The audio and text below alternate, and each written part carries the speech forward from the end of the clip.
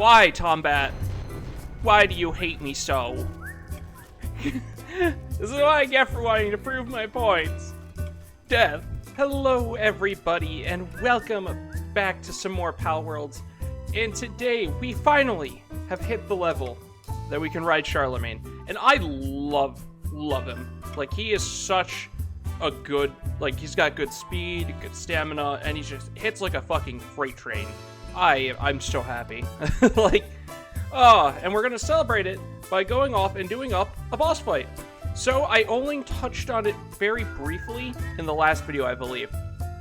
But one of the things that we've done since, well, I guess it's since like one of the last few videos, is we've bumped up the spawns. So the way you can change that is like in the custom settings for the game, like the custom difficulty, and you can change it up to 3 instead of 1.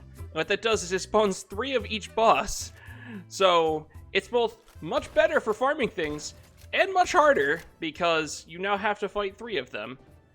But honestly, for Shadowbeak here, well, Charlemagne, it's not really much of an issue. I want to catch, no, I want to catch it, fuck. We just have to not die.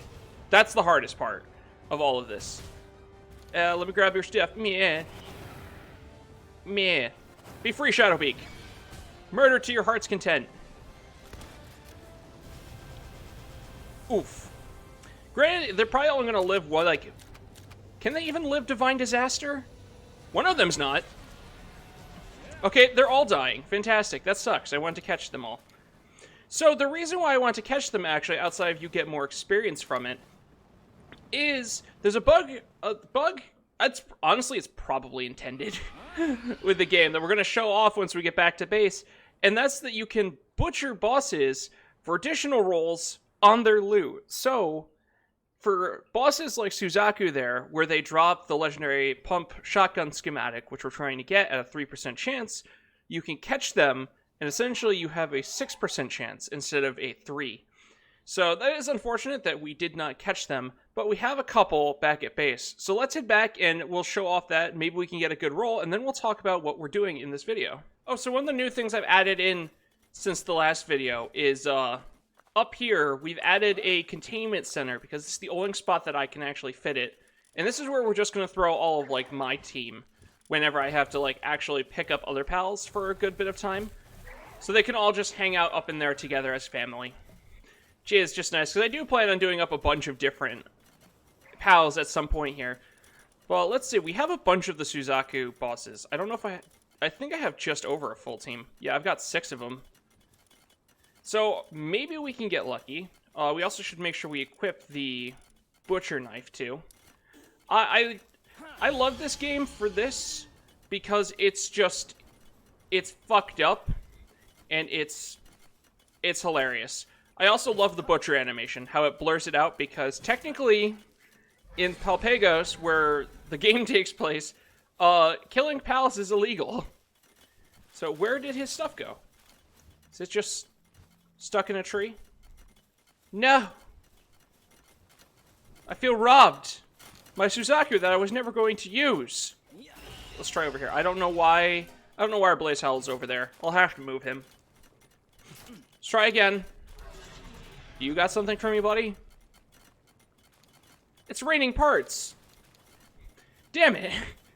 Now, obviously, what I like about this is that it is a chance for another roll at things. Because, like, trying to get these legendary blueprints is not easy.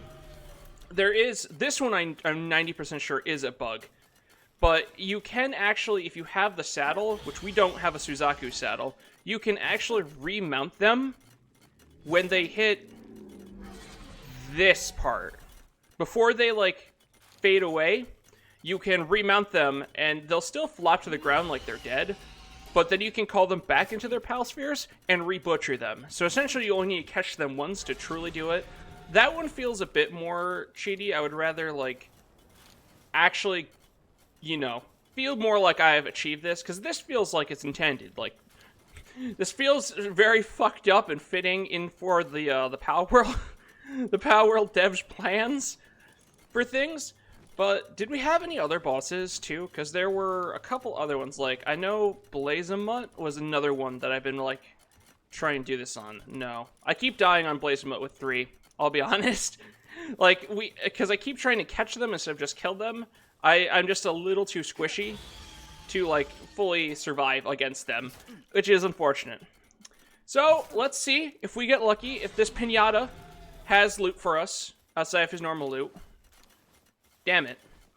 It's unfortunate because the initial plan was doing stuff like this before our base broke, and I actually have footage of me pulling the legendary handgun schematic from the corpse of a beacon. Like, I'm not sure where he was keeping it under his skin, but he was keeping it somewhere in there, and I'm glad we took it from him. But the goal today is we're going to be making ourselves a fun mount, because exploration is such a big part of this, as well as just running around and gathering up stuff. So I decided that what might be the best course of action is whenever we leave the base to do adventures like that, where it's not boss fighting, where we need specific tames or pals, it'd probably be better to have someone who's super nimble. So we've got this chicken named Zooming Chicken. He's got all but one movement skill, as you can see by how fucking... Hold still. You're so fast. I can't... Where are you? Zooming Chicken.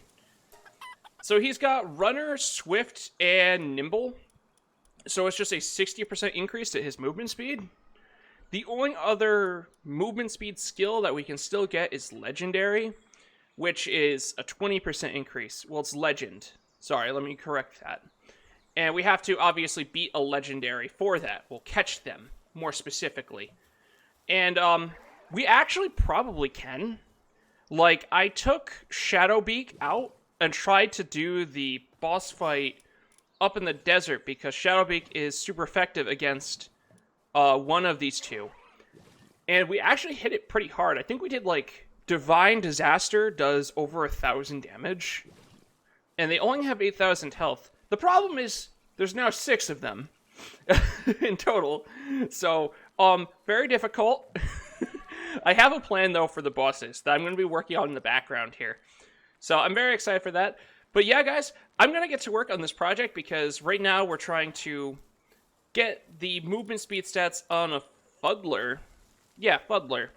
For going up the breeding tree that we need. Yeah, we got 2 of them. I do actually want Vanguard for these guys, too, because that'll boost my damage while I'm riding, which is probably going to be one of the better options. Because we can kind of just pump up their damage as it is. But yeah, guys, I'm going to keep it a bit of a secret.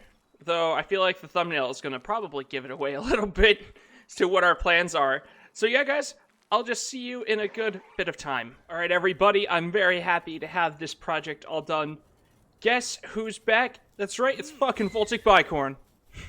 So, I love Teostra, don't get me wrong, but I wanted a good pal to maneuver around on. So, I decided, because I really like Univolt. It's actually probably one of my favorite pals in the game. Oh, something's going on down there. This is Reapa's fighting something.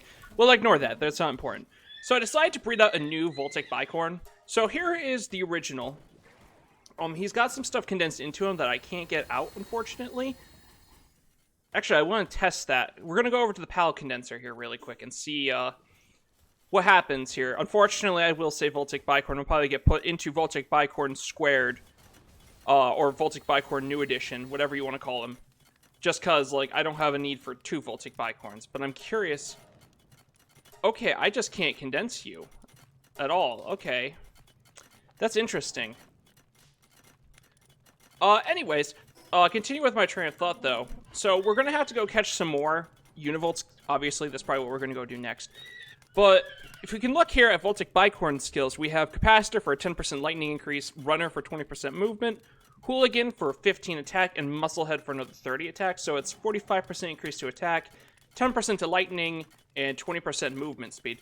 Now, our new Voltic Bicorn, I focused more on movement, so we used Runner Chicken for that, which is why we had him.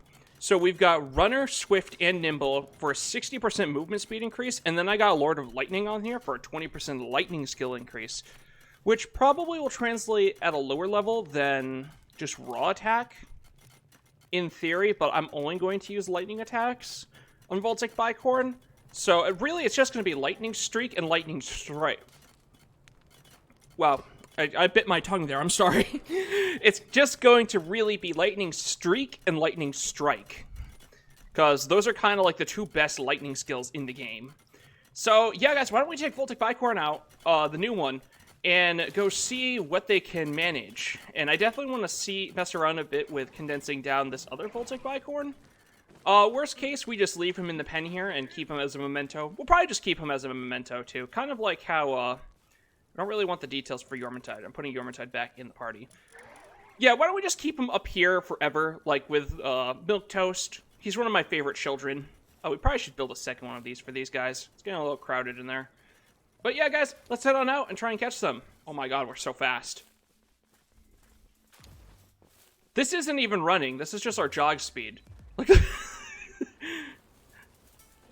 look at this run speed. This is amazing. I definitely didn't need all of them, but I can dig it. We covered so much ground so fast. It's beautiful. I think I'm in love. Hello, Arsox. Goodbye, Arsox. We just zoom. I can't believe we didn't kill that one. Okay, well, there it goes. Thankfully, I have a ton of, like, these really good spheres, so I can just use these instead. These Arsox are kind of being a pain. I did not want to catch that Arsox. No, sir.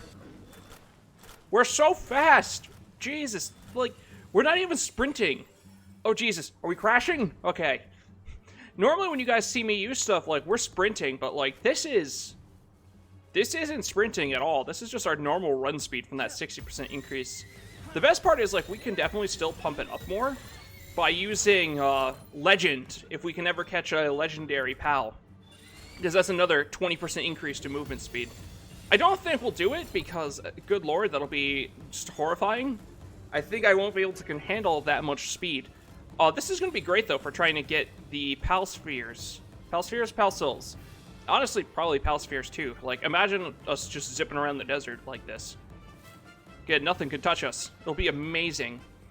But alright, let's collect all of the Univolts that we're going to need here. I think that's like 6 or 7 that we're up to. And we need 116. I have some bread out, I want to say. So, yeah, it's going to take me a good bit of time to really get all these guys together. So, yeah, I'll just catch you on the other side of this project.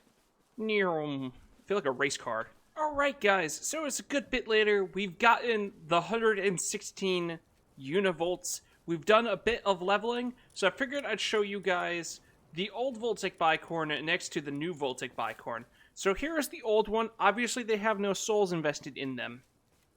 You know, 3,000 health, 814 attack, 473 defense. You know, pretty good compared to the new one, which has 3,375 health, 724 attack, and 626 defense. That defense jump up is massive. Just saying. Like, that's not just from the souls. Same with the health, too. It definitely has better IVs into health and defense than the original Voltic Bicorn. But I feel like the original has better melee. Just like, there's almost 100 attack gap. Granted, there's a 7 level gap. But 7 levels isn't going to make up that whole difference. Especially since we have souls pumped into our new Voltic Bicorn. But the biggest thing, and it's part of why I'm not that concerned about it either, is we're going to take this Voltic Bicorn off and go do a dungeon, first off. But the second thing is, Voltic Bicorn's, what is it? It's its ride skill, I guess is the best word for it. Like, what are we attacking? Why would you do this, dear? You guys are just dead now. Okay, then.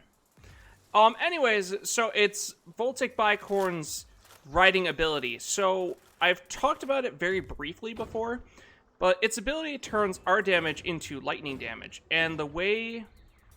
that one's down.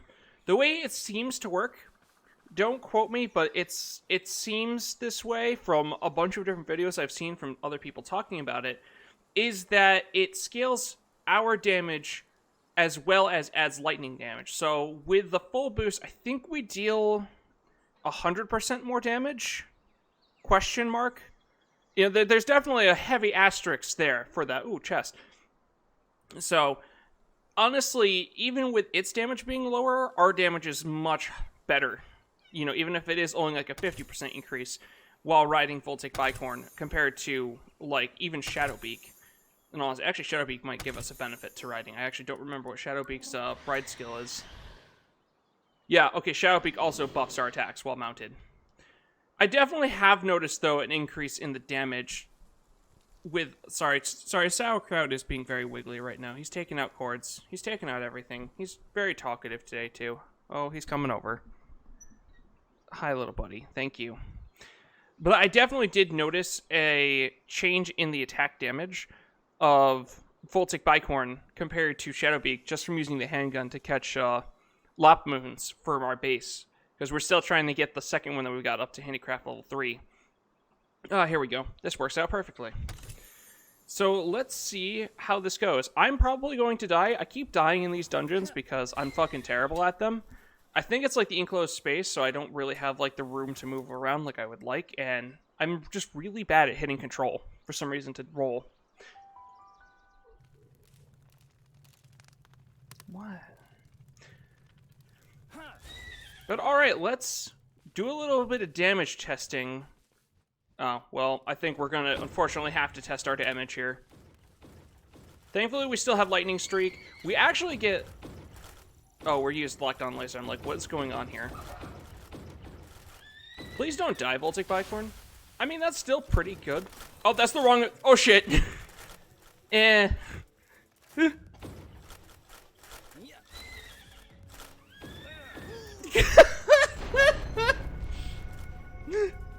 That's what I get for using the grappling gun. No. Alright, let's try this again. Try not to use our grapple gun. Okay. What were we talking about? We're talking about damage testing, that's right. Oh, cool, they're still here. Fucking fantastic. Here, hold this. That's a definite increase to our pellet damage. Like, I usually, like... Here, I can actually hop off and show you. So you can see there, like, we're crit... Ow. Why, Tombat? Why do you hate me so? This is what I get for wanting to prove my points. Death.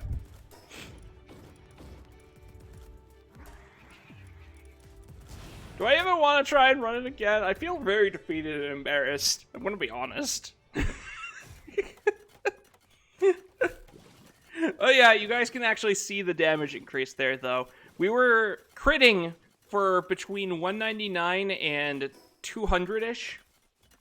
And on Voltic Bicorn, it was double. So that's the biggest reason I was just, like, fine with, you know, that. Speaking of which, I thought it was really funny, because I was leveling up Voltic Bicorn, and I did the Suzaku bosses to get them to butcher them again, like in the last video. And we finally got it! Pump action shotgun blueprint, let's go! So I'm very excited about that. But yeah, guys, my pride is very damaged from doing that, but I also know when to admit defeat. Plus, I also don't think I exceptionally need to do a dungeon quite yet. I just kind of wanted to show off Voltic Bicorn, and that's the best way I could think of to do it.